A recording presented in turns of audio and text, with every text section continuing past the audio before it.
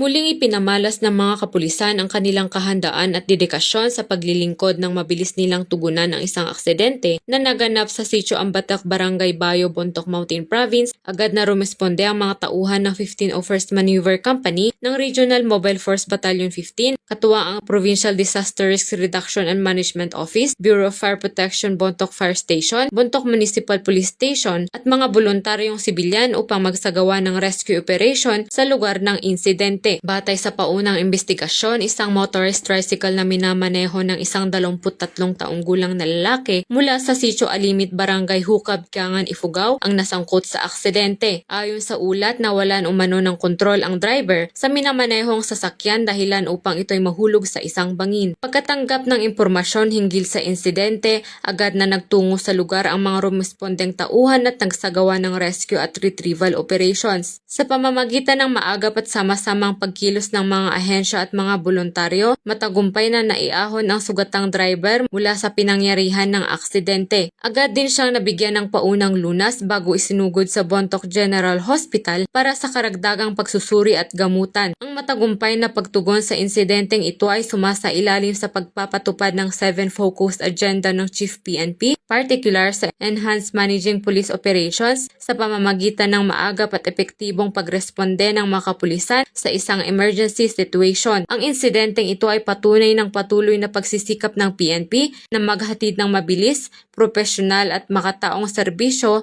para sa kaligtasan at kapakanan ng publiko.